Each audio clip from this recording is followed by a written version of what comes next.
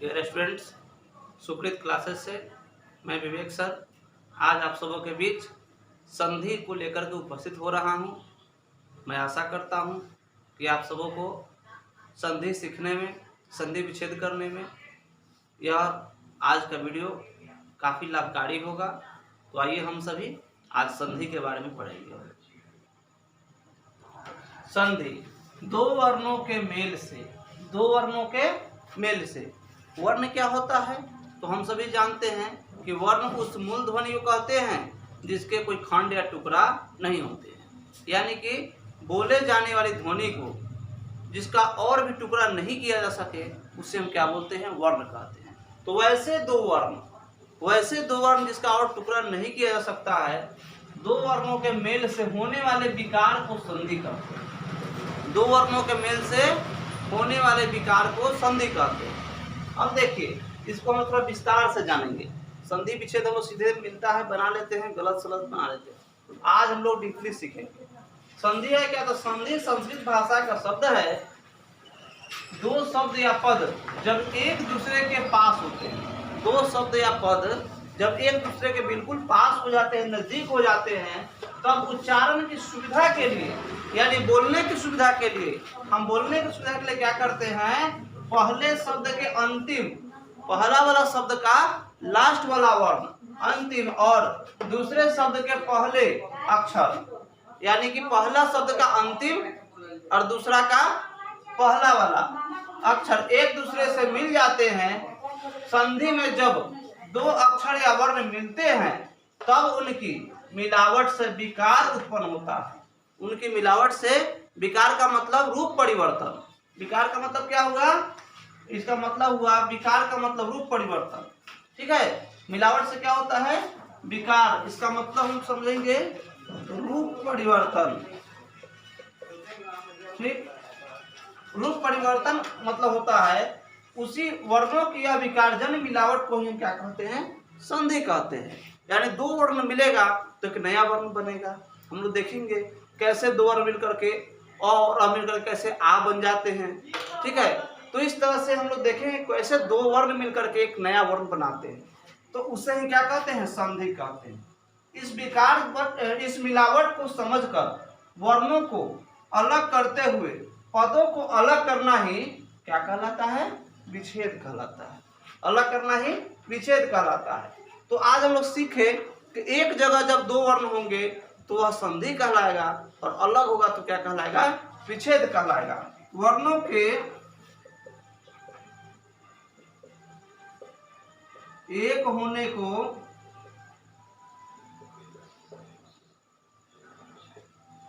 संधि कहते हैं, याद रखना है हमेशा। साथ ही साथ याद रखना है वर्णों के अलग होने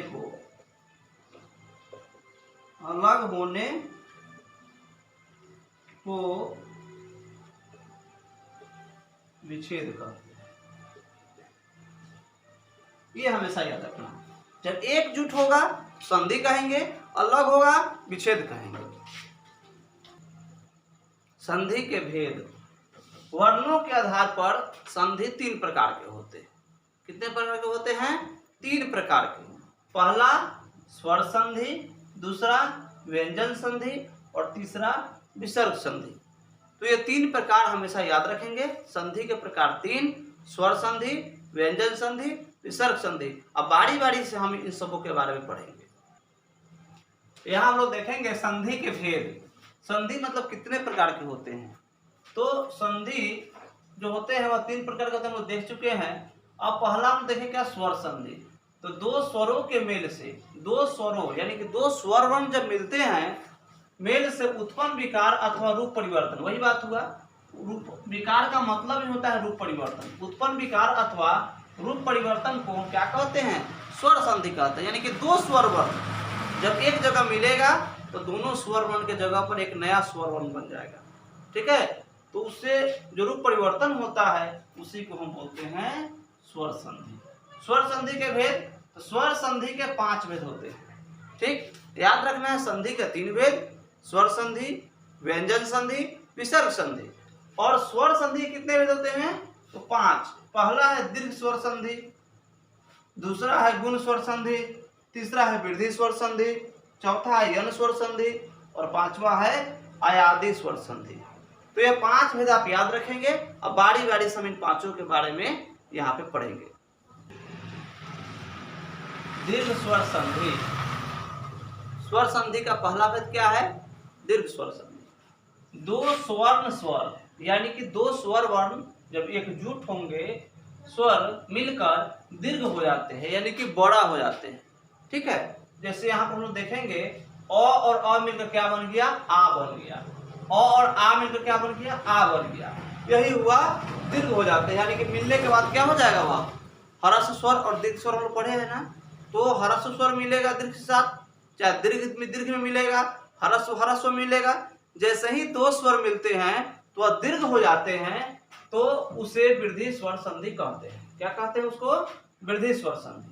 यदि अ आ ई उ और री के बाद अ आ ई उ और री के बाद वे ही ह्रस्व का मतलब जैसे अ होता है, ह्रस्व ई होता है, ह्रस्व उ होता है, ह्रस्व स्वर आता है।